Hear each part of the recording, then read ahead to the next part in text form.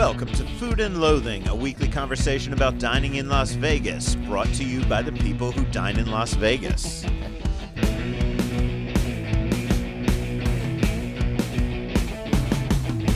if we're going to be honest, probably the people that Grok, Chat, and Claude, whatever the fuck his name is, used to answer your questions about dining in Vegas. I'm serious. I'm sure our stuff is scrubbed for those. Oh, it's Absolutely. got to be scrubbed. I mean, I'm Al Mancini. I've been writing, for those of you out there who don't know me, I'm Al Mancini. I've been writing about the local restaurant scene since about 2003, when the internet was just a wee baby and I was filling it up with news.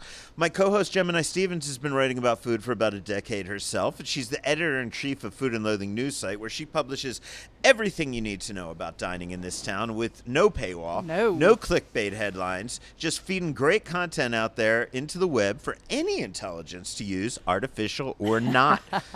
So you tell me. I mean, this has got to be where they get their shit, right? When some motherfucker goes up and goes like, "Hey, Grok, where should I eat?" I'm like, waiting for the Google search. Elon's that comes getting up. fucking paid for our work, Right? Yeah, okay. We're going to talk about that.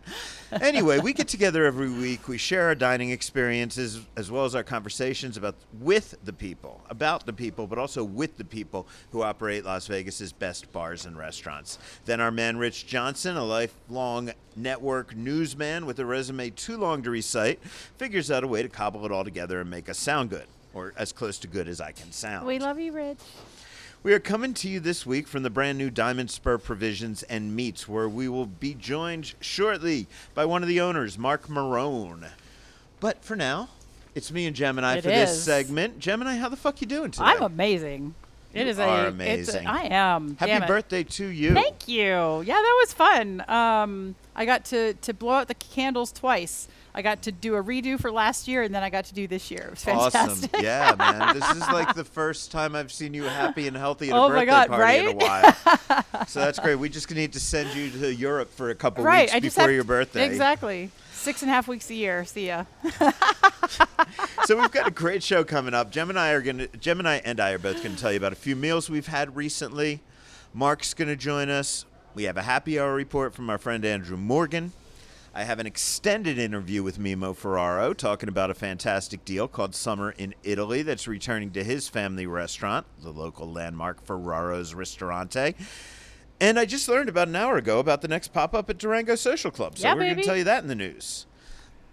Honestly, that's all I have in terms of interviews this week, because I spent most of this past week prepared to get on a plane to fucking Italy. I know, now it's your turn. And I'm like, I'm not interviewing anybody. I got things to do. I got to wash socks and shit. Right. I don't know, buy socks. I'm actually planning. Okay, guys, a little travel talk, because we're both doing this. I figured it out. I've got like 3 or 4 pairs of jeans that like should have been thrown away a while ago. So I bought a couple like brand new ones. Yeah. Then I'm gonna wear the skanky ones to Europe, and I'm going to throw them away. I'm going to bring every T-shirt with the hole in it my wife has been begging to throw away to Europe. So I'm going to come back with like one fewer suitcase than I went over there with. Just make the traveling a little easier. I mean, that's one way to do it. Holy cow. Okay, well, we were about to get into the next section of the show, but Marc Marrone just walked over. He's going to be joining us. You're going to hear all about him later. But, Marc, you're bringing food. Tell us what you got going on. Over here, I just got one of our spicy vodka chicken parms, one of our classic quarter-pound burgers with our beef tallow fries, and then I've also got some steak frites coming for you. Oh, my God. You, man. Thank you. This chicken parm looks just a touch less messy than the one that I brought home in my car last time. But it's a big, messy, sloppy, giant, incredible thing. So we're going to be taking some bites of that. Absolutely. Yeah. You know what? How about you tell people what's coming up? Yeah. And, before we get into any of that, you talk about upcoming stuff, and I'm going to start biting things. You do that. So, we want to help you guys plan your dining week, of course. So we have a few special culinary events that are coming up over the next 10 days or so, taken from the culinary event calendar at foodandloathing.vegas. Today, as this podcast drops, Friday, June 12th, Italy and Park MGM will host a presentation called Uncorked Summer Psalms Picks. Guests will learn about the history, grape varieties, and traditions of Marche and Abruzzo, and taste a selection of summer wines, enjoy traditional Italian aperitivo small bites, discuss the flavor profiles of each wine with an Italy beverage expert, and receive tasting notes. It's today, Friday, June 12th, at 5 p.m., priced at $75 per person, plus fees and tax. And then Thursday, the 18th, Omakase Kiara Sake Bar will celebrate World Sushi Day. I could hear that. Oh my God, the cheese pull is amazing. Oh man. That's really good. That is so good. Hopefully you guys are getting even more hungry while I talk about food and you listen to Al eat food. So again, Thursday, June 18th, Omakase Kiara Sake Bar will celebrate World Sushi Day with an intimate sushi making class by Chef Winston Matsuchi. It's $150 a head. I think we mentioned it last week, so make sure you're keeping an eye out for that. Look at the calendar. Then next Friday, June 19th, Wynn Las Vegas will host Cooking Frank's Way at its Italian restaurant Sinatra.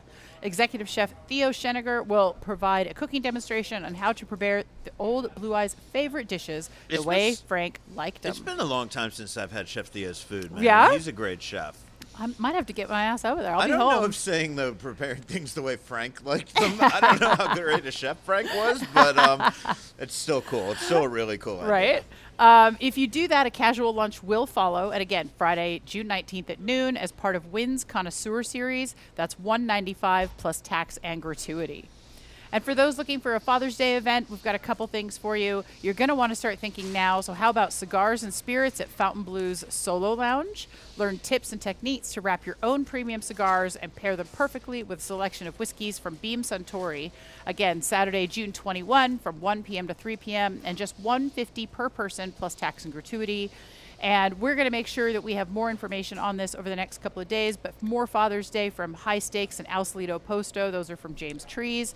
We'll have some information on that. I heard there's some short ribs in there. And so, yeah, get Dad, start planning.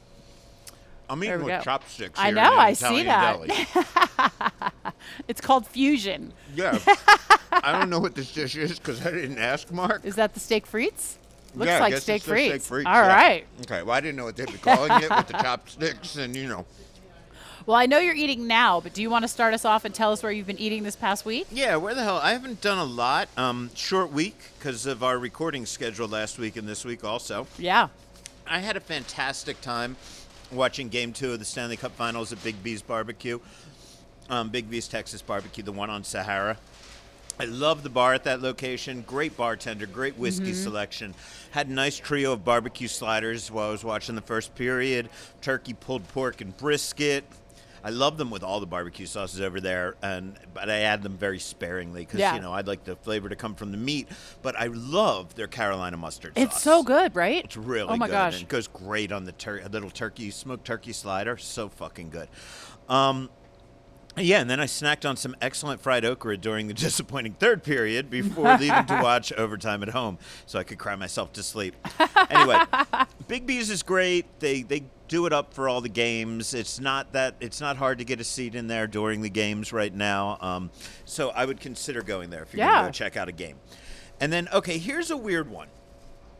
You know, when I started doing what I do, and I got asked to review restaurants, I was like, or I saw myself more as the man of the people, right?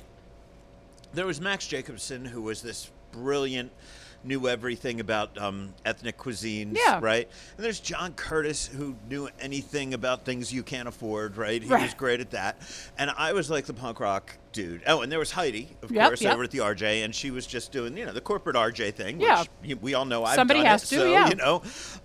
And I thought I was like this little punk rock guy, and I was going to go into the places where everybody eats, and I would write that. Honestly, the original rivalry between me and John Curtis was he just thought nobody should eat the kind of food that I was willing to talk about, right? Like, John would rather tell you you're fucking stupid. And I was like, so I used to think I was this man of the people.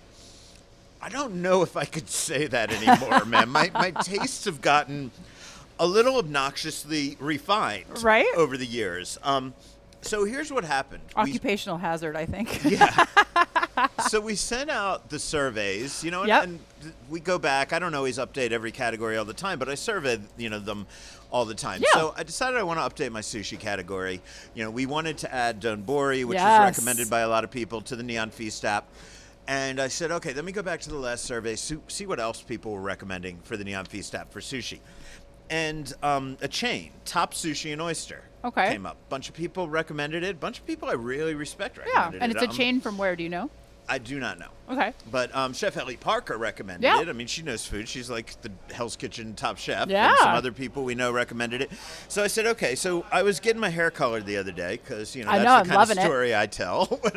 And Sue and she was getting hers colored as well. So we decided to go to the one over in Henderson, Okay. Green Valley. Yep. Over by Todd's, right next to Barley's, to Oh, be yeah, yeah. honest, right? Okay. So went in there and, wow, I'm a snob because there's no way in hell I see myself ever going back to this place. Tell me more. But other people like it, and I'm not saying that, you're not going to like it.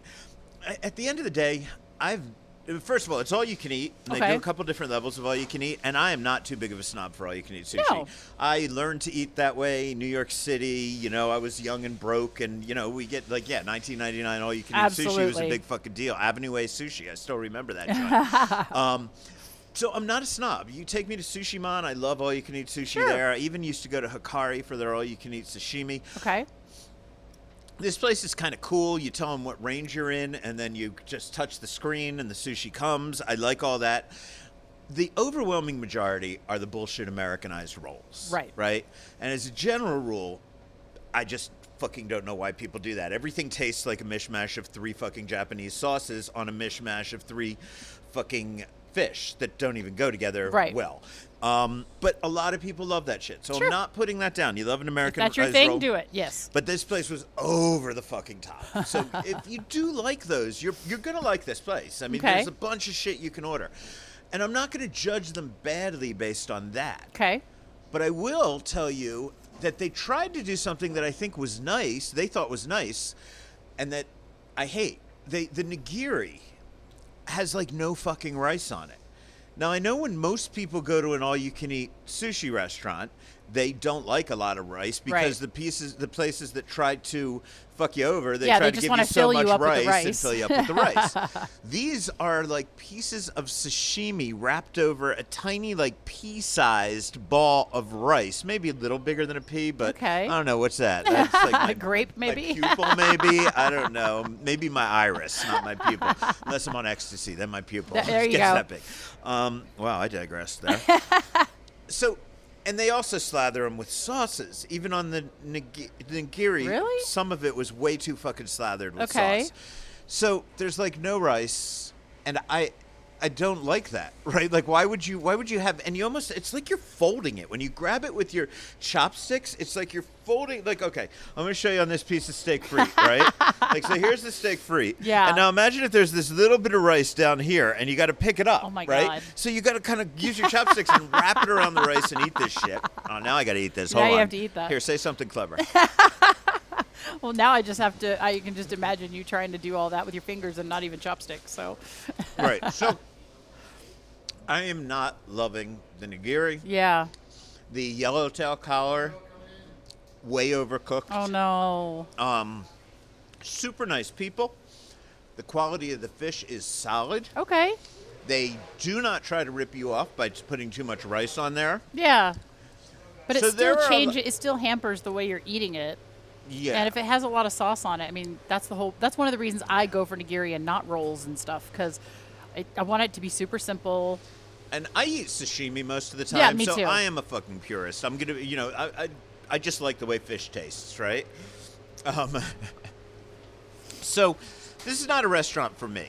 Yeah. If you are someone who goes to the finest sushi restaurants, if your level of sushi is Nobu or Morimoto, do not touch this fucking restaurant in Yeah. a million years. On the other hand, if you like crazy rolls, if Yeah. you like all the sauces that come with it, Yeah. solid deals, and they don't try to screw you by Okay. over-ricing it up, right? So I got to say, I wonder if old Al would have liked this place, right? A little more. And overly vinegared rice. Oh. So even in the rolls that we got, like the traditional Yeah. rolls that weren't slathered, we could just taste too much vinegar on the rice. Oh yeah. And, that's the thing. I mean, sushi to me means rice. You have to be able to cook rice to make sushi. Yeah. When you can't cook rice and when you don't appreciate the proportions of rice to fish, you and I are not talking the same language Right. when we talk sushi. Yeah, I mean that's a skill honed over hundreds of years, and I mean people apprentice their whole lives just to get the fucking rice right. So But as I always try to tell people, there's a lot of people who go to a pasta restaurant and they can't tell the difference if they're using San Marzano tomatoes or True. whatever. So not everybody should go to the expensive places. If you like the things the inexpensive places do, you should go there, right? So I'm not saying the place is bad. I'm saying it is not an Al Mancini restaurant by any stretch of the imagination. And I don't know how I'm going to say that if we're putting this on Neon Feast, if we do. Also, I had the great time at your birthday party on Saturday, but I didn't eat that much. Silver Stamp, great group of people, great bar, especially if you're a beer geek. Oh yeah. And it's kind of like a beer geek bar that's a little divier, Yeah. right? Like beer geek bars are always rustic, Yeah, I feel. I like that. But this one was more divey, Yeah. you know? And they built the insides themselves. Like, it was very purposeful, everything they did. Rose and Andrew, some of you guys, if you haven't been over to the Stamp yet, you might know them from, days longer ago at, like, Atomic and stuff like that. Yeah. And, yeah, they literally built that by hand. They documented, building the bar and putting everything up. And I love that it's, like, grandma's basement, divey. Yeah, definitely. What do they call it? The paneling on the walls. Yeah, but walls made out of empty beer cans. Yeah. Like you used to pile them up in your basement That's or right. whatever when you're a teenager That's drinking. right. Okay, so we had a lot of fun. Anyway, Yeah. that's all I did this week, really. fair. And watched some hockey and did some other stuff. So how have you been eating? Well, I mean, we did a lot of stuff at home because I recently, here at Diamond Spur, had picked up some stuff, which we'll talk about a little bit more later. And I've mentioned it before. So we were eating some of the food from that. Of course, at the party on Saturday, we had Yukon Pizza cater everything, and they were really great. They hung out with us for a little while as well, which is great because Danny and Alex and everybody over there is just, they're so good at what they do. They love their community, so it was an easy text to send when it was time to bring in food for Saturday afternoon. Yeah. I actually was just editing down my first two interviews with the Yukon people. Because we're going to have an anniversary show coming up, and I want to find some fun interviews, so I'm researching everything. I love it. They're so cool. Yeah. The story is so cool. Yeah, and somebody had asked me, they're like, oh my God, it's like some of the best crust I've ever had. I'm like, and I can tell you the story about the 150-year-old sourdough or, whatever the year was. And they were like, oh my God. I was like, yeah, it's just so cool. They're just good people. Yeah. And that's the sourdough. Yep. So I'm listening. Okay, I'm listening to these old, things, and you're looking for like the. I joke with Sue when we see people doing interviews. Yeah. And I'm like, they're going for the heartbreaker, and they're Of not course. getting it right, but. There's so much emotional stuff in that interview Yeah. about how his dad used to use that sourdough to make pancakes before church, and Yep. then when he would go to his friends' places for pancakes, Exactly. they weren't the same, and it's a cool story. It's a really cool story. So I also wanted to give a shout out to Patisserie Manon. None of this stuff, I mean, we paid for all of this. We actually went to these places and bought this stuff because we like it, just FYI. They're on Charleston, over by the new Cafe Landwehr where Chinglish used to be. Yeah. That's where John got the cake for this weekend. On weekend mornings or days where he can work from home or something like that, he'll go take the dog for a walk and bring me back a croissant sometime. Oh, So that's nice. they are really nice people. Not my favorite croissants in town, but they are just really great people. So it was a no-brainer to go and get a bunch of macarons and a cake from them. Hold on. Eat this. I know. I'm giving her some French fries. Beef tallow fries The tallow are in fucking the fries, amazing. grass-fed beef tallow My fries. God. How fucking good. My Sorry God. to interrupt you, No. but I thought you had to try those. Yeah, we have to eat these. And then I did this because a friend of mine wanted to buy me lunch. I thought this was very sweet. I'm like, just, what would you like? And I said, oh, you know what? I'm craving a French dip. So they had a French dip sent to my house because I was working, couldn't leave the house. It was Capriotti's. Okay. I haven't been to a Capriotti's in a long time. And when I used to go, I had a favorite. It's the Bobby, the Thanksgiving one. Yeah. And for what it is, I like it. I will go and have it again. They got me this French dip thing that's supposed to be Wagyu or whatever. Sure, it's shaved. I have no clue of telling if it is or not. But the damn thing was so salty. The cheese was congealed, and the au jus tasted burnt and as if they'd used a salt lick in the bottom of it. And Not cool Capriotti's. No, not cool Capriotti's. Like, I get it. It's a chain. They're franchised. Things, are not always the same from one to the other, but yeah, just kind of I had my kind of hopes up a little bit. I was like, oh, I haven't had a Capriati's in a long time. Now I remember why. Yeah. So You're turning. Well, I think you've probably been a snob longer. I've than been I a snob have, right? for I've been pretty bougie for a long time. My dad taught me well. Okay. And then one other thing, just really quick, I went to Nevada Brew Works recently, and I went to the one on downtown on Main Street. Yeah. Because we have one now by my house, because I'm closer to it in Boca Park. Right. And I've had a great burger and snacks there before, so this was my first time back at the one on Main Street in a while. And so between us, I think there was a burger, there was a salad, there was some snacks.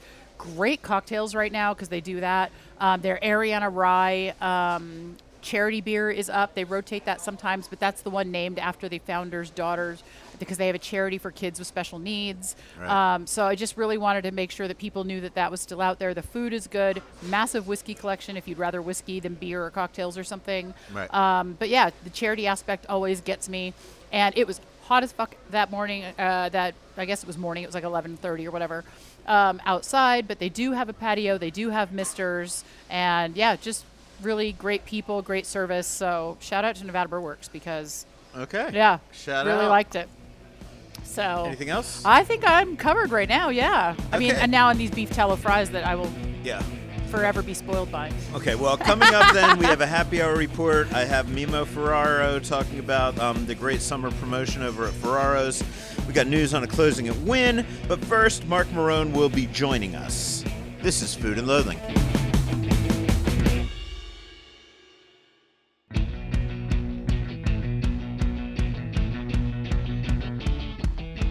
As promised, Chef Marc Marrone sitting down at the table with us here at Diamond Spur. Did we say that when we said where we were? I don't know if we said the name of the place, did we? I thought so. We're at Diamond Spur Diamond Spur Provisions. Yes, this is on Fort Apache, way the fuck down south. And Marc Marrone, you are the new proprietor, and I'm amazed to see you back in Las Vegas. I saw you at Vegas Unstripped. You started telling me your story, and I kept saying, no, you got to come on the on the podcast and tell me, man. Yeah. So super excited to have you here. And you've done a lot, so I want to introduce people a little bit. I knew you when you were at Tao Group. Yep. You were kind of the entire Pacific coast as well as Asia, right? You oversaw it all? Eventually got to the point where I was their corporate chef. So I oversaw primarily all the restaurants in Las Vegas, Los Angeles, Singapore, all that. Yeah, and then all the culinary development for Tao Group and Lavo and all that stuff. So yeah, it was fun. I got to do some really cool stuff on the Strip. That's what brought me to Vegas. I was a chef at the original Tao in New York before I came out here. And then kind of when Lavo and Marquis started opening up here, I came out to do that. And Yeah. my 90-day trip turned into I don't know, I've been here for 18 years now. Whatever it is. So. That's happened to a lot of us, man. You're not unique in that way. So you left Tao Group. Yep. And I remember, actually, just as you left Tao Group, I was at the Review Journal. We did a big feature on you about you striking out on your own. Some of the things that you had planned at the time happened. Some of the things you had planned at the time didn't happen. But I remember being up on the top of that building taking those photos that day. And I just saw that photo somewhere else, probably in the RJ's news story about you. The most recent story, they found the oldest picture they could find and put it on there. Not my words, but the photo I was there for. So that was fun. You came out, you opened Gemma Pizza, you opened Graffiti Bow, which was a really cool thing. All of that was kind of going to be a precursor to something at the Bend, which never ended up happening.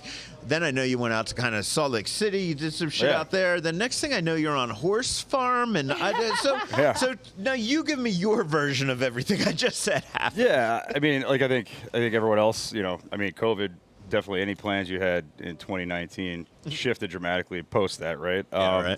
But, it was stuff that, it turned into, Graffiti Bow had gotten open, Gemma was rocking. And Gemma was actually created out of a necessity of trying to keep everyone employed during COVID, right? Because it was one of those things where we had no idea what was going to happen. So I was trying to just generate, as much action as possible and kind of get things rolling. And so we did that initially to kind of just keep the staff moving and keep something going, which actually took off to pretty great success. So that was exciting. And then I had partnered up with some other guys from Skinny Fats and some other stuff and worked on some projects there. And we had done some Skinny Fats rollouts and opened up a bunch of restaurants in Salt Lake City. I'd done Italian Graffiti, which was a kind of handmade, crafted pasta concept, Snowmobile Pizza. And that partnership kind of ran its course and went our separate ways. So in doing that, I kind of kind of reset and wanted to think about like what I want and what I want to do. I was fortunate at the time too. I was doing some consulting and some partnership development with Dream Hotel Group, and they had gotten purchased by Hyatt. And Hyatt. Yeah, that thing, by the way, on the Strip. Yes. Because we had you. Yeah. I interviewed you when that was announced. That's not happening anymore, right? From the what I Dream understand, Hotel. I'm not with them with Hyatt anymore. I'd love to go do this, but I believe it's back on the table from what I understand. But I'm not. Don't quote me on that. I'm not really. I mean, that's probably as much information as you have. But when Hyatt had purchased Dream, they brought me on board to kind of develop their lifestyle hotel concepts for restaurants, like Thompson Hotel, Andaz, things like that. So I spent the last couple of years doing that while I kind of figured out really what I wanted to do for my next step and move. And I'll be candid with you, and kind of going through that process and finding myself, if you will. I had met a guy named Jeff Pappas who was doing a veteran equine therapy program he wanted to get started. He reached out to me and asked for help on the business side of things, mainly kind of getting it set up, doing some meal planning and kind of coordinating structure around that. But then so I was like, all right, let me understand what we're doing here, what the idea is. And I got involved initially with him, and I was like, just run me through what the program is going to be. Like, pretend I'm, one of the guys in the program, and what is it? So went through that, and what we do is we adopt wild Mustangs, wild horses, and that have either been neglected or abandoned, and take veterans and pair them up with each other and teach them how to train these horses as a form of therapy for PTSD. Wow.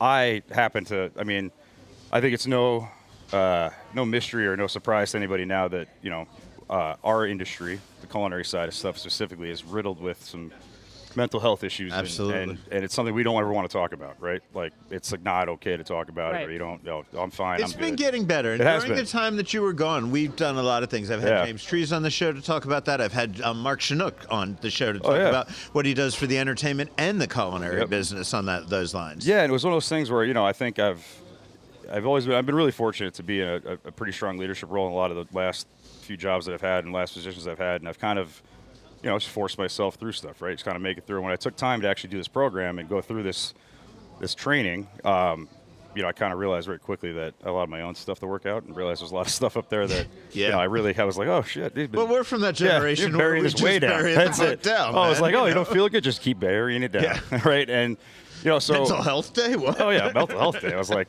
so I got to go to work. So it was and it was one of those things. So the way the program works is you take these wild Mustangs, and wild horses are like a wild animal, right? Except they've been neglected, so they're herd animals, right? So being neglected and being alone is the worst thing in the world for them, right? So they run through their own set of trust issues, things like that. So part of working through this program is if you're not in the right headspace, you're never going to be able to get through to them, right? So I had to get myself mentally right and get in a good place to be able to do this program, and I fell in love with it. And I happen to have an affinity for it, and I'm pretty good at it, I guess. So so I train wild horses now. And through that... dude, you were like... Okay, I want to get this straight. If you've never seen Mark.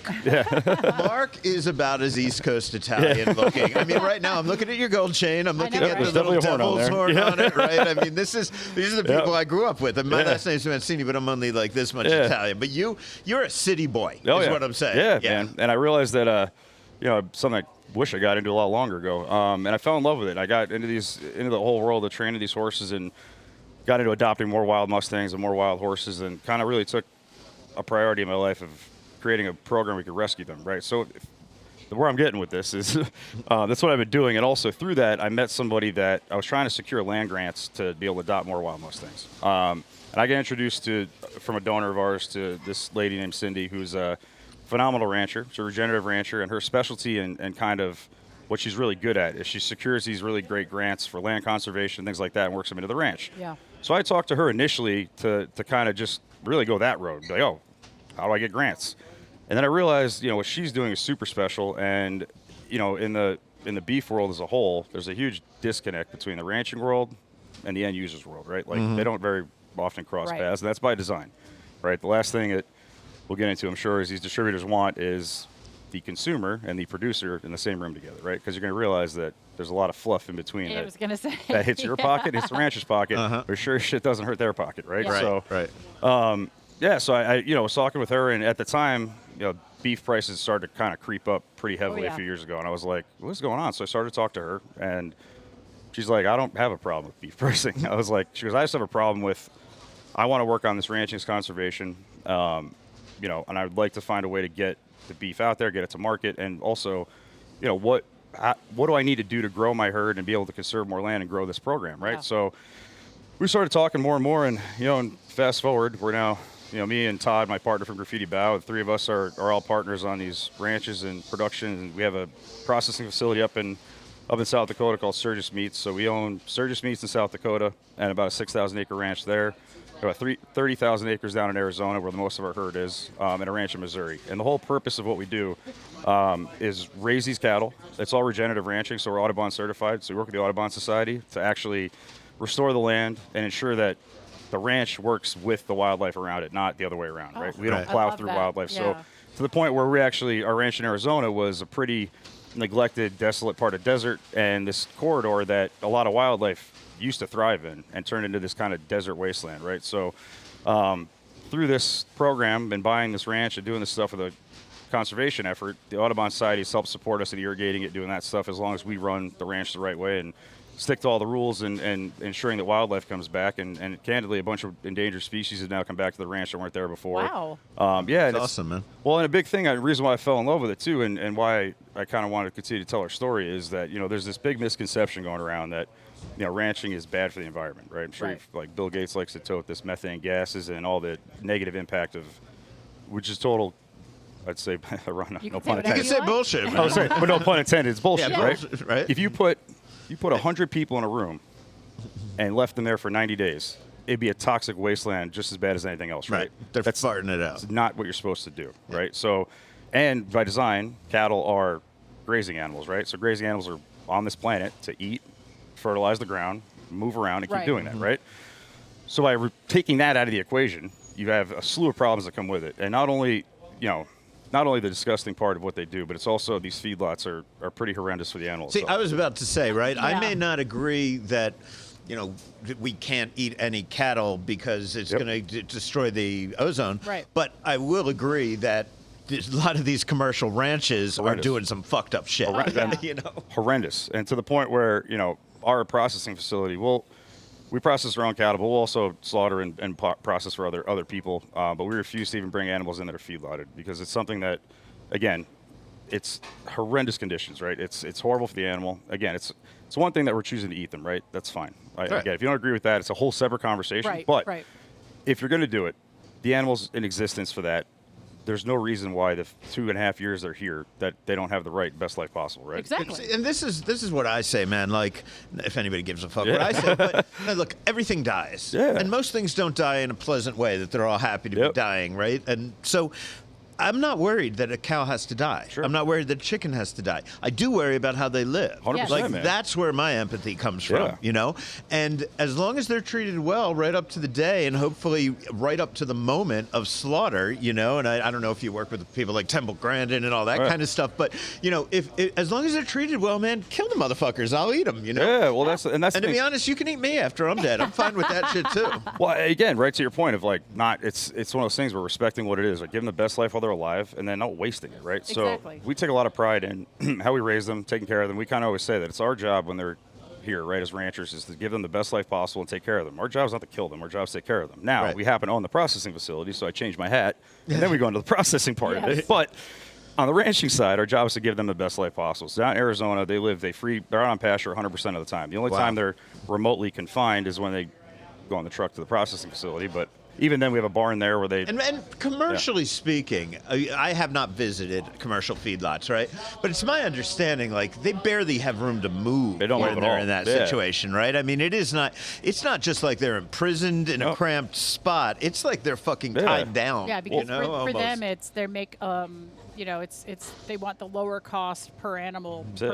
per acre feet, Yeah, whatever it exactly. is, like, and it just becomes a number, and you shove as many in as you can because your facility stays the same, but the more you shove in, Well, also, the less they move, the more fat they deposit Right, versus less burning. muscle, Right? yeah. So if the more they're moving around, you got to extend and feed them longer to get that last bit of marbling that we try to jam in there with the feedlot. Now, there's ways to do that the way we do in the regenerative ranch. It takes a little more time, but it takes a little more care and effort. But it's the right thing to do.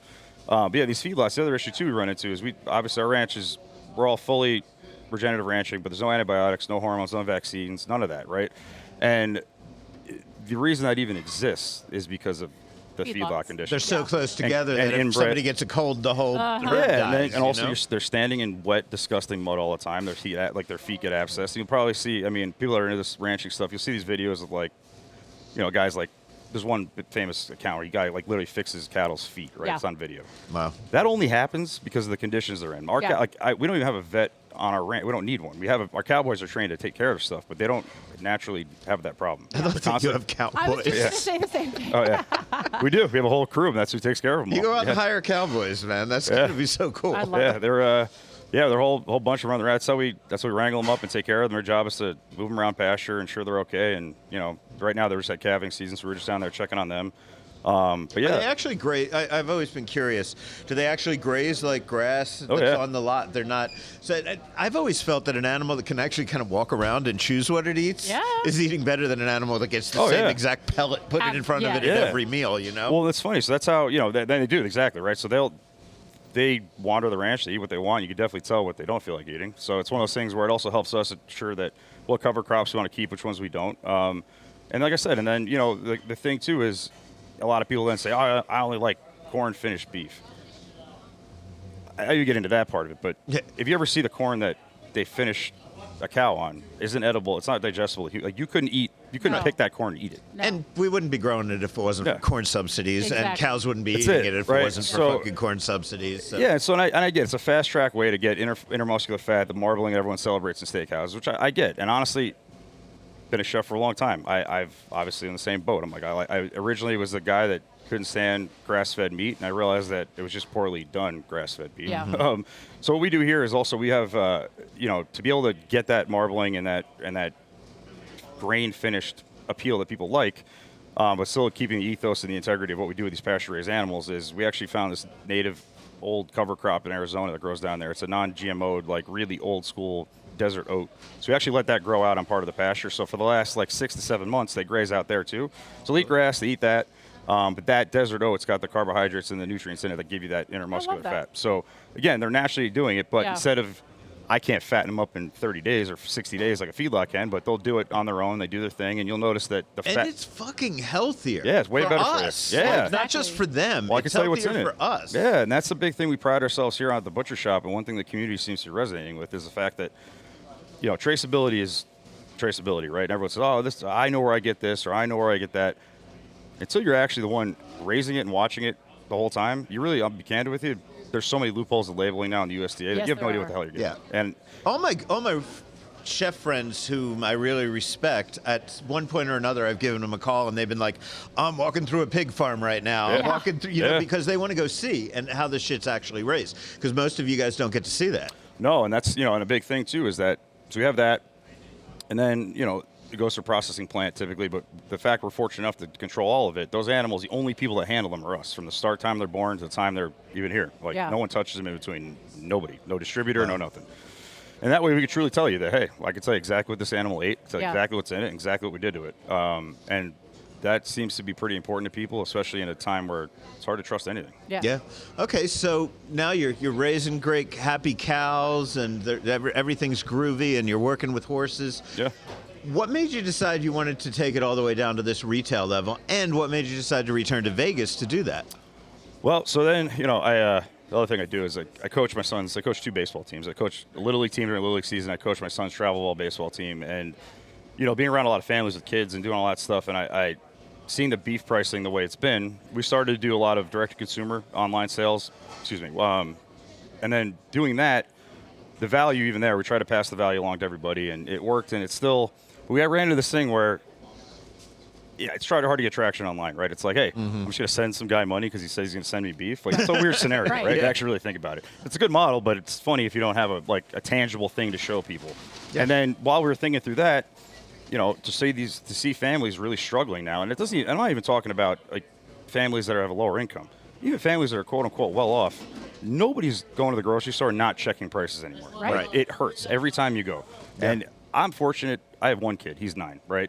I have a kid and a wife. That's it. And even for us, the 3 of us, it's not cheap going to the grocery store. And I see these teams. I coach these kids, and I see kids with, families with 5, 6 kids. And I just think about it. I'm like, how the hell? You've got to be making $1.5 million a year to go. And that's not saying they don't, but the average family doesn't, obviously, right? No. And the majority of families in Vegas, and the first thing I thought about was when we were at Graffiti Bow. I remember I was doing that program that was about delivering with dignity. Yep. Yeah. And that remembering even that and just seeing the at-risk communities and the people that have financial difficulty and the struggle they're having then. And there was COVID, but even at that time, beef wasn't as expensive as it is now. Yeah. Like, it was insane. Like, Beef's worse now than it was during COVID. it's got to be, yeah. I mean, it's, Jesus as a whole, Christ. across the board, everything is. Like, there's availability was tight, but right now, everything in the grocery store is expensive. It's Yeah. way more expensive than it should be. And So what are they, okay, then let's cut to the, Yeah. the That's why I real brought- chase. so that's what are what- prices here, yeah, man? so that's why I brought it here, right? I wanted to find the short answer is I wanted to find a way to give back. Vegas has been a super big supporter of me throughout my entire career, and anything I've ever really done here, I've been really fortunate to get a ton of outpouring and support. And so, we thought about how do we kill two birds with one stone here, right? Find a way to get the ranch moving and get more product out and better access to better land and be able to do more stuff. But at the same time, how do we service the community? And obviously we're not, a giant ranch that could service the whole country, right? So we figured we'd hyper focus on the neighborhood we know and the people we care about. So we started to come here, open up here and really cut the distributor out of the equation. Because then, like I said, it's one thing that I get great pricing. I sell it to you, your USA Foods, not quoting anybody else. Right. And all of a sudden you go, thanks for the great deal. They're not passing that along to the consumer. Let's be No. clear. Yeah, they're selling gonna it go for right- market value, man. That's it, man. They're going to go, thank you for selling that to me for $10.99. All right. Market rate is $27. Uh-huh. Yeah, We'll charge $28 and see if we can get You away with it. notice how, all of our drilled in America oil still Oh. costs as much as Yeah. oil that's coming from overseas right now. Why Because would whatever it the be? price is, you jack the price to. Yeah, so you think about it, right? It's always been bad enough. This industry, listen, our food systems have been a busted, broken system for a long time, right? Yeah. But proportionally, everything wasn't so damn expensive. Usually it was one thing or the other. But now, labor's expensive, gas is expensive, production's expensive, there's little production. So they have this chain reaction of problems that create just an exorbitant price. But everyone's got this misconception that ranchers need to bring down their pricing. The ranchers aren't the ones controlling anything. Right. Ranchers most ranchers in this country do the best they can to just try to sell their beef and ensure they can survive another year at Yeah. the moment, right? So it's not like they're rolling in money. They're usually rolling their inventory. They're taking notes out against their own cattle to try to survive, right? So Okay, so I'm gonna Yeah. bring you in here for a second because we do have time Yeah. constraints. People at home, get out your pen and pencil. You don't want to write this down. Tell me a couple of prices that you charge per pound for certain things here, and then I want people to go to the grocery store and compare. Yeah, I mean, right now, for the biggest thing, the hot topic for everybody is ground beef, right? Like, ground beef is anywhere from, someone was telling me the other day, they paid $9.99 somewhere, $8.99. So our ground beef, ground in-house every day, it's all whole muscle ground beef. It's $5.99 a pound. So, and that's all regeneratively ranched, all natural ground beef. So this idea, as I have often conceded to other people, that, well, I can worry about the environment because I have money, but poor people can't. There's kind of a bullshit to that, right? 100%, man. Yeah. There's a greed factor that comes in the Yeah. way. It's Oh, not that for the sure. actual process of making decent stuff makes it cost prohibitive. It's the greed factor. 100%, man. That's the biggest thing is that, it's a greed factor is exactly the way to put it. And, I understand that everything's tight for everybody, but, my biggest issue and the reason why I cared so much about this is that, to me, there's certain things that are luxury that, sure, like, it's unfortunate, but not everyone can afford X, Y, or Z. But access to clean, healthy food should not be something that is a luxury for people. Absolutely. Especially in this country. It's actually insane. Yeah. And that's what drives Nobody me in the nuts. world who works a 40-hour week at a job that needs to be done by a human being should ever not be able to afford to eat No. clean You food. should be able to eat clean food, take care of your family. I mean, that's why, right now. Whatever that looks like. Well, they're cheap, like that burger you said, that quarter pounder. Oh. So it's a quarter pound burger. It's $6.99 here. Wow. Jack in the Box, 18 feet away, Mm-hmm. is charging, I think, $6.99 or $7 for a smash burger over there, and God knows what the hell's in it. Yeah. Yeah, no Probably shit. 100 different cows. Yeah, if you 100%. do a DNA test. 100%. And it definitely came in frozen, and God knows where it came from. That's Yeah. the other, that's the other thing. American raised beef is becoming a big thing, right? Where obviously I'm not against importing beef. If it helps cut down costs, and candidly, depending on where it comes from, it's probably cleaner than a lot of the beef you get in this country. But, the issue I have with that, and we also are standing strong on, is that we're importing more beef in the United States, but let's be honest, right? They also made it, a thing where it's going to be celebrated on the label that if it's born and raised and processed in the United States, it's a good thing. Oh, yeah, we're in a look for the union label kind of time period right But now again, in America. but let's be candid, right? What does that really mean? Yeah. That all of a sudden means that, oh shit, that sticker means I could charge more for it. Yep. And so that's another issue that we're trying to get ahead of and not be that person, right? Like, So other than beef, what do you sell here? we also source some really great all-natural pasture-raised chickens and pork and eggs and honey. Those eggs are fantastic. Yeah, so those eggs come from I've our been ranch eating too. them for a week. Yeah, they're from Cruz Farms, which are our neighboring ranch that we partner with there. So their chickens kind of free graze everywhere around us, and we're expanding their program there a little bit to keep that What's the moving. price of eggs? Isn't that like a campaign That's another slogan? one. Yeah, exactly. Yeah, so ours are they're $6.99 for a half dozen. They're definitely not cheap by any means, but they're no soy, no corn, no GMO, really pasture raised natural eggs. They actually free graze and wander around. They're not. I can honestly tell you they taste different. Yeah, they're good, right? I had breakfast the other day, and there was like one egg left in this pack, and so we went into the Cruise Farms thing to get one, and John brought me a plate, and I could see and taste the difference. Yeah. So, Yeah, thank you. Yeah, and that's the thing, right? And again, it's like you said earlier, it's doing it the right way and cleaner and more natural. Okay, before we go, this is all great. Those of you who cook at home, Yep. Gemini's people, yeah. those are the home cooked people. They're going to love this place. They're going to come. They're going to stock up on good food. Tell me about your decision to basically take Arthur Avenue in the Bronx and move it to Fort Apache Road. Yeah. I mean, Fort Apache, the Bronx, I guess, right? Yeah, right. Yeah, to be honest, it was another thing where I wanted to root this place in community. Like I said, we're trying to get back to the community and do something right and take care of everybody. And as a kid, that's where we went grocery shopping on the weekend. Yeah. I remember like. It was back when kids wanted to go to the grocery store, right? You were dreading going because you were excited. It was like, oh, we're going to Arthur Avenue. And you went in there and you had this, you immediately walked in and the feeling felt good. You had a sense of community. The guys were taking care of you. Everyone was excited to be there.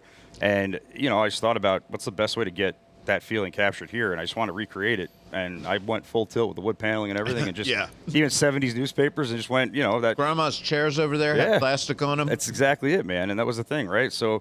And that was fun. These are funny, too, because you go to Arthur Avenue now, I guarantee there's still stuff hanging in there from the 60s and 70s. It doesn't disappear, right? Like, you got your old auto magazine pullouts and cutouts, man. And then you got the most insane fucking wallpaper in your restroom. I designed that one. That was like you fun. playing poker with a cow or something. I don't know. Just ask what's for dinner. Yeah, he is, right? Yeah. Oh, my God. Dude, that's absolutely awesome. And let's talk about what some of the prices are for these. You come in for lunch. Because like I said, this chicken parm, oh, my God. I've talked about it already because I came and got one to go the week you opened.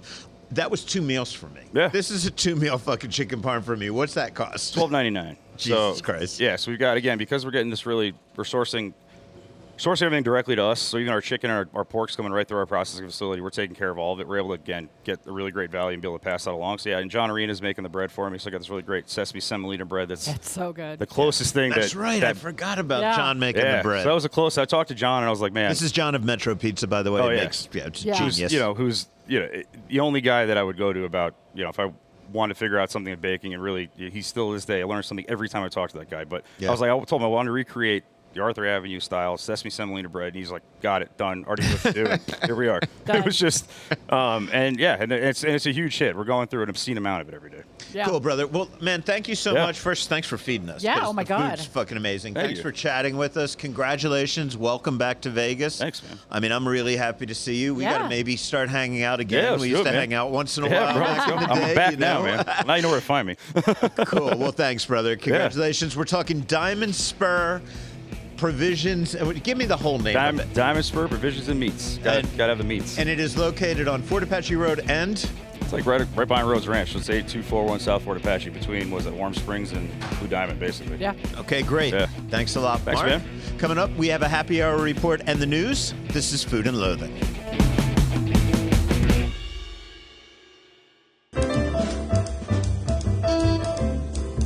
That time of the week, and we are all thinking about happy hour. Actually, this week I'm thinking about aperitivo hours because technically right now I am in Italy, but we're recording this before I go.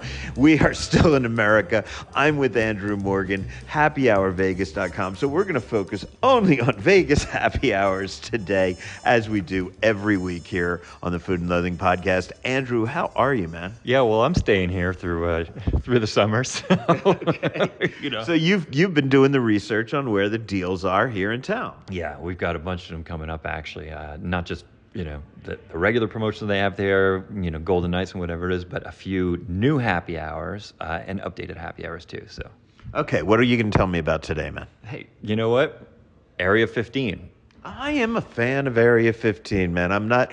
I dig a Mega Mart. I like that Arc thing. It's a fun place to go. It's like the campus keeps growing. And so does their food program. You know, they're dining, they get more restaurants, more creative, more all sorts of interesting stuff. And they now have a golden hour for food and beverage across some of their properties there. You didn't say golden shower. You said golden hour, right? I'm pretty sure I said hour.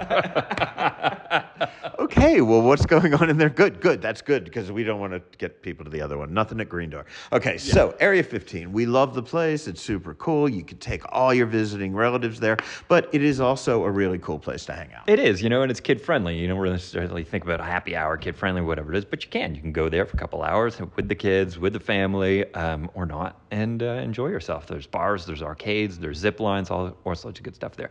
So Area 15 has a district-wide happy hour promo. It's called the Golden Hour, and it's every Monday through Thursday.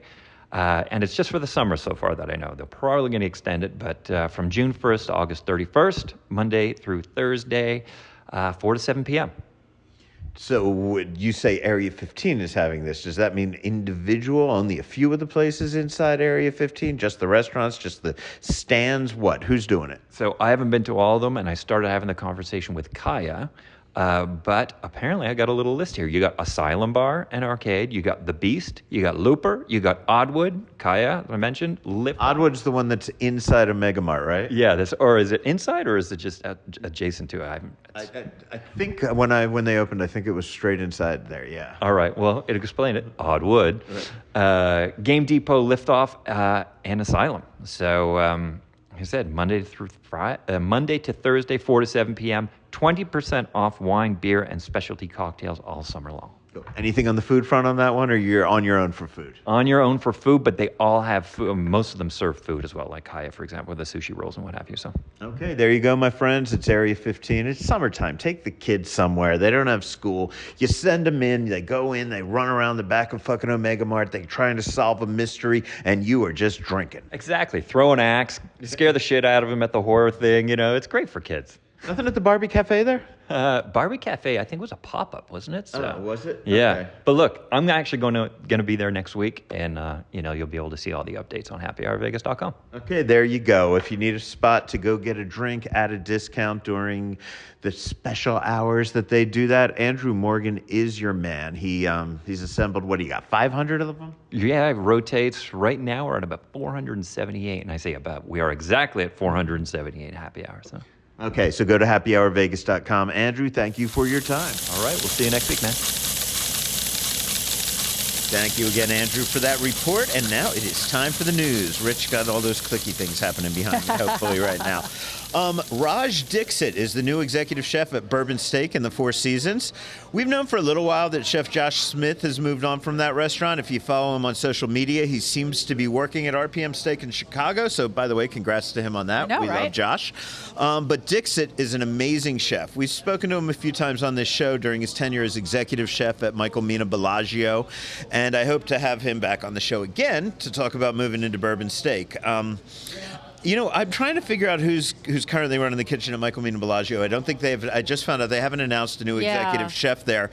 I was poking around, though, on the restaurant's reservation page, and I did notice a few things about them over there. I got to tell you, I was a little worried, right? They're changing a lot at Bellagio. Yeah. Right? And then they just had the Alenia pop up at Michael Mina, and then I'm like, Raj is gone, right? So, like, when you don't necessarily call the publicist and say you're closing right away because they get so mad, and they're not. Nobody's closing. Nobody's closing. Nobody's closing. Nobody is. But what I do is I go online and I poke around on the reservation page. I see how far in advance they're accepting reservations, and you can still get December reservations there. So there's nothing to worry about. But while I was there, I noticed they're launching a Taste of Summer tasting menu on June 16th. Okay. Pretty much right after Restaurant Week wraps, Michael Mina Bellagio is going to launch a brand new $120 three-course tasting menu. So I wanted to throw that one out there because, honestly, Michael Mina Bellagio is such a good fucking restaurant. Yeah. It is. It's the jewel box crown jewel of the Michael Mina empire, if you ask me. So, yes. So they have something special. Raj is over at Bourbon. You need a scorecard to keep track of the chefs in this town, but that's why we love it. And that leads me to Ferraro's, who are doing their own summer special. This one's called Summer in Italy. It kicks off on June 15th, so that's Monday as we listen to this. It's available daily through late August from 4 p.m. through 10:30 p.m. 3 courses, $75, and I spoke to Mimmo Ferraro about it. Oh man, Summer in Italy is, it's a way for us to kind of showcase the lighter fare and the simplistic and quality of just good ingredients in Italy. So we're just trying to really cater to a lot of the locals in town and give them, and tourists as well. There's kind of a different demographic that comes into the city. It's not really conventioneers, it's more families and people just wanting to get to Vegas. So great 4-course menu. And again, lighter fare, things that I don't have on the regular menu. So including some, zucchini flowers, and then just a gammaroni maricchiata with just some shrimp, almost like scampi, but a little bit of, sauteed spinach and cherry tomatoes. Getting into some very light pasta courses like a, tagliatelle nerano, just a zucchini sauce, which is absolutely beautiful. But still a 4-course dinner, so plenty of food. The value is still there, $75 for the 4 courses. I believe it's $75 for the 4 courses. It's a great value, especially in this market where everyone is kind of complaining about how expensive the world is getting, not just Vegas. So it's just a way for us to kind of lighten things up, come in, eat plenty of food, but not leave here feeling heavy and overwhelmed. It's, a lot of bright flavors, simple, clean. My favorite time. I'm interested in your decision to bring value. It doesn't seem like a controversial idea to try to bring value to customers. But we're living in Vegas at a time where the high-end customers are still coming, and they're still spending $6,000 for a Screaming Eagle tasting or something like that, right? But what we don't have is a lot of the more value-conscious people coming. And I think that part of the reason that we're not seeing as much value around here is because there aren't that many mid-level tourists who really, really appreciate value. Clearly, you have locals as a customer base. You have a lot of tourists as well. Is getting a good deal still very important to people? We feel that it is. We're in the middle of restaurant week right now, and it's only been a couple days, and people are like, the menu you guys are offering and the amount of food you guys are giving and the quality of food you're getting, it is unbelievable. We looked at other menus, and it's not even a value. It's not a savings. It's just literally the price of the things on their menu, transcribed to another menu, and you're paying the exact same price, even a couple dollars more. Mm-hmm. So people are still looking for value. Even the conventioneers and tourists, they're coming into town and they're on a little bit of a different budget than they were pre-COVID. The amount of days that they're in town for the conventions is a day shorter than it used to be. The amount of people they're bringing to these conventions from the company are a little bit less. So yeah, of course, you have those people that come in and, the right side of the menu, they don't even look at, but you do have a lot of people that are still looking for that value. And what comes from, from a quality standpoint, the quality we're serving here, Ferraro's, is the best of the best. We are always looking at products, we're always looking at new ingredients, always looking to improve what we're already doing. And, we frankly don't come across products that are better than what we're already serving now, So, people can come here for a lot less than they can go to a restaurant on the Strip of the same caliber, spend less, have a huge wine selection to choose from, which even our wine pricing is aggressive, but it is not Strip and resort aggressive. So there's still the value, and people appreciate what we are giving back, and we're always trying to give something as far as, promotional things and loyalty programs like our Diamante program. But with the ownership being here, coming in and being recognized, and, us sending a drink or a free dessert or something to people that just frequent the restaurant and not just here because it's a holiday and somebody's doing something for them. It's different. So people respect that. People like the value. People like, and they're looking for a deal. They're looking for, a perceived value for their money.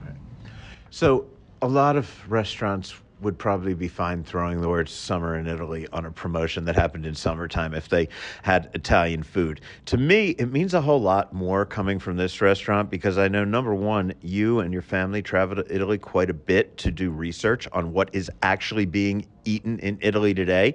And the proof of that is some of the awards you've gotten from Italian organizations, not from American organizations saying what's the best Italian, but from Italian organizations. So could you talk about how important it is for you and your family to stay in touch with modern Italian cuisine, and then how that's been reflected in your awards and things like that?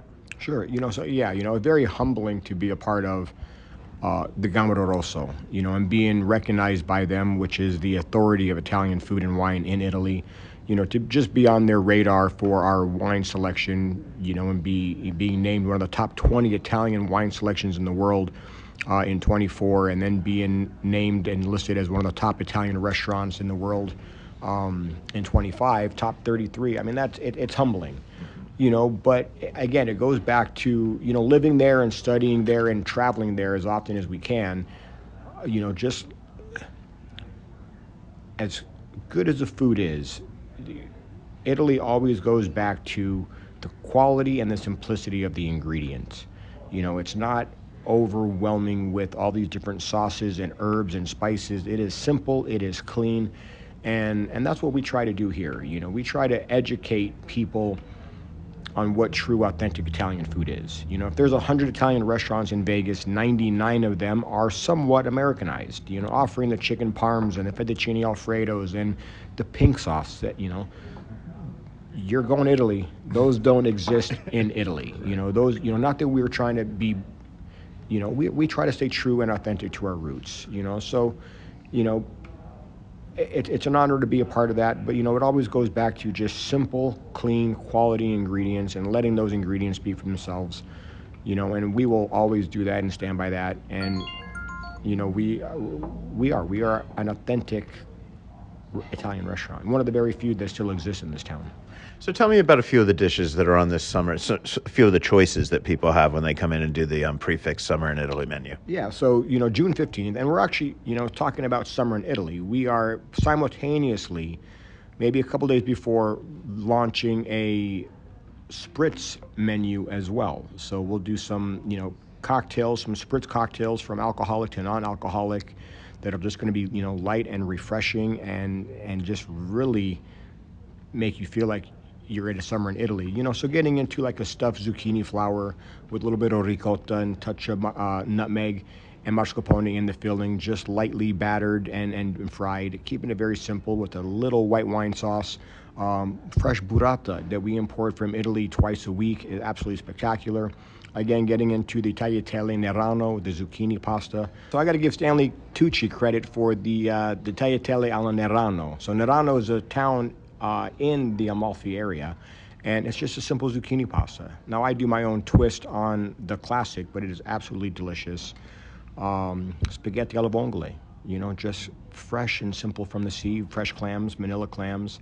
Then getting into a protein where you can have a choice of our just a vitello limon, just, veal scallopini and a very light lemon sauce, or a salmon with a pistachio pesto risotto, from fresh cherry tomatoes. And then, of course, a choice of dessert, which, gelato or sorbet, keeping it nice and light. But, again, 4-course dinner, $75, and the portions are not small. You're going to leave here satisfied and feel like you just left a great restaurant in Italy. When is that available, and for how long? So that's going to go from June 15th all the way to the end of August, August 23rd. So you got about 2.5 months of a incredible offer. And now that Tyler Vorse has wrapped up his Durango Social Club residency, Eric Gladstone is sitting right here in the background. You just went, right, to Tyler Vorse's Saturday, thing? Yeah, pretty damn good, right? Yeah. Did I catch you with food in your mouth? Of course, as appropriately. Yes. Tyler's great, isn't he? I made it in for his last weekend of his pop-up, doing really interesting stuff, really creative. Yeah. I think it's going to be an amazing addition to actually that where he's going, which is right next to Sushi Kame. Oh, okay. So he's going to be right there. Aroma's there now. Yeah. Partage is a block away. Sparrow's another couple blocks away. Like all of a sudden, that's Love it. becoming this like That like gateway to Chinatown area this, is like, becoming really hot in high-end its own. foodie district or something. Let's It's do crazy. it. That's amazing, man. Okay, so anyway, that's done over at Durango Social Club. Our friend Dan Cromer just reached out to me today as we record this. Our friend Christina Wynn is taking Yes. over as the new chef in residency. I'm told it has soft opened already, but they're still working things out. Grand opening party planned for June 18th with Jessica Manalo performing. It's called Gap Now Le Tete. Okay. It's, I guess, Vietnamese social club. I don't know if that's the translation or if that's like the it is Gap Now Le Calling it, Tete yeah. Vietnamese social club. Whatever. I just got to look at the a la carte menu. Let me pull this up. Have you seen this menu yet, Not Gemini? yet, no. Okay, so I where are we? heard some buzz that it might be happening, but I had no details, so I'm excited about this. Yeah, so I mean, there's cool little Okay. menu. It looks like it comes from the olden days in Vietnam and up. I don't know what just happened Yeah. with my stupid thing, but Super cool. Here's the okay, thing, I'm we're not talking gonna about I'm not gonna Christina read you. Wynn, Yeah, it's so- Christina Wynn. I'm not gonna read you items Yeah. off the menu because I can't use my phone right now. I'm stupid. But you get it. So this is going to be really, really cool, and I highly recommend that you go over there. Look, Durango Social Club's becoming one of the more interesting spaces in Yeah. Las Vegas, and I know that Dan still doesn't necessarily know what he wants to do with it. He's developing it, and that's what I love about it. It seems like it's always a work in progress, and it's getting better all the time.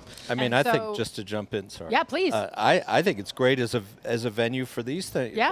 What they're doing. I hope it just stays at we. Oh you know, no, we- I know, but he's going from like having had the 3 a week pop-ups Yeah. to Oh, now okay. he's going to just do one while Oh, I Christina's see. in there. Okay. So, but who knows? I think he's just trying to find the right feel for what the neighborhood Yeah. will support, so that he can Yeah. bring in the exact right amount of good shit. You So know? Wednesdays good. Yeah, I through Saturdays, think it's 5 to great. 10 p.m. I love it. Yeah, there you go, man. Okay. That's right. Way to kick me in the ass and keep me moving. I like that. Jardin is officially closed in Wynn, Las Vegas, according to multiple sources, including my friend Corey Levitan over at casino.org. I guess the big question, at least for me, is whether or not they're still planning to bring 4-6's Steakhouse into that space. Lots of rumors. Yeah, You there's talk to been so people much who have talk about family it, who but- work over there, and I hear Yeah. different things. Nothing official, so we don't know. Yeah. James Trees is selling sourdough to go. That's why we mic'd up Eric Gladstone here, Right. because he always knows what's happening in the land of trees. So what the fuck's that all I about? hope so. I hope I do.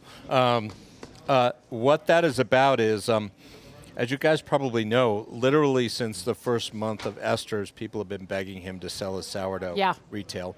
And he's basically said, no, you got to come in and eat, and you can certainly take it to go. But yeah, he didn't want to do retail.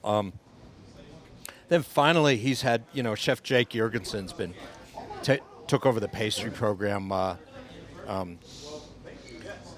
Yeah, Jake's Excuse me, been fantastic. Took over the pastry program about, I don't know, mid last year, and he's been doing amazing Oh, things so good. And the desserts with that breads he's been doing. and desserts. Uh-huh. And now with the French pastries at Bohem's Yes. Brunch, which you just I had just last week. last week, yes. They're just so good, and he keeps switching them up, and it's just like, this guy is a magician. So James was finally like, you know what? We need to bring these to the people, and so you're going to be able to get variations on Al Solito's focaccia, which people also love. Mm-hmm. You can get the miche bread that Ada's is doing, which is a really interesting version of sourdough. Of course, James's sourdough. He just told me today that he might offer the Bodinos in jars. Yes. Wow. And all these French pastries. And so the first one is going to be on the 20th, the day before Father's Day. And it's starting early. Part of it is how everyone shifts in the summer towards different sort of like getting up earlier, eating earlier, Yeah. staying up later, getting up early, blah, blah, anything to avoid the heat, right? Right. So he's like, I don't think we want to make brunch earlier yet, but let's do something a little simpler early in the day. So this is going to start at 8 a.m. on Saturday the 20th. At Esther's. No, No, at at Bar Bar Bohem. Bohem. Barboem. Okay. Yep. Because Esther's is busy. Like, No crowd more of people out or in there, right? Set people. Bar Bohem's got a really nice space to just do like a French cafe. You can go up to the bar, you can pick out your items, you can sit there, get a Vesta coffee, and just enjoy them, or take them to go. Play it however you want to play it. But he just wanted to do something a little more simple, much more neighborhood oriented. And he just thought it'd be fun to offer all this stuff to people. So yeah, the 20th, and then it's going to be the third Saturday of every month. That's Okay. great. After that, yeah. And it's sort of, That's if it. I read it correctly, it's when they're out, they're out. And Yeah. if they can cycle more things in because they're busy, that's great. But if you go at 8 and you're not ready to buy, Yeah. you come back at 10, it might not be the same selection. Exactly. Yeah. So that was sort of inspired by. We go up every year to. We've been up every year to Pebble Beach Food and Wine, and also to Pebble Beach Meals on Wheels. James always participates in that fundraiser event. And we go in Monterey. There's this amazing bakery called Alta, and the crazy thing is, not only do you want every single thing that they offer, Yes. but if you go during the breakfast hours, while you're leaving, they've literally switched all of the Exactly. pastries to other pastries for the lunch hour, and you want them too. So James is like, oh, I like that. Yeah. Like, Very Bring a cool. little bit of that to Vegas. that was the inspiration there. Well, thank you for joining us for the news, Yeah, my friend, thanks. and thanks for Happy to setting drop this up in. today. It's been fun. Absolutely. Great Yeah, to have we you guys appreciate here. you. Thanks a lot. And that's about it for us this week, but you can always find more news at foodandloathing.vegas, including Bob Barnes' weekly dining and entertainment report. In this week's column, Bob has news on upcoming events at Chiara, Bisteca, and Grapevine Cafe. He takes a deep dive into Lakeside Marché Bacchus, and he tells us about how the Las Vegas Distillery is celebrating Bourbon Week. And of course, Al and Andrew still have stuff up and more stuff up at LasVegasAdvisor.com, and Andrew has more happy hour info at happyhourvegas.com. Thanks to all of our guests, including Eric Gladstone. Eric Gladstone, Marc Marrone, Todd Lunger, Mimmo Ferraro, and Andrew Todd Morgan. wasn't our guest. Oh, I'm sorry, I wrote Todd. that when I thought he was going to be on. Well, thank you for being a part of this place. I'm Gemini Stevens with Al Mancini, and on behalf of Rich Johnson, stay hungry.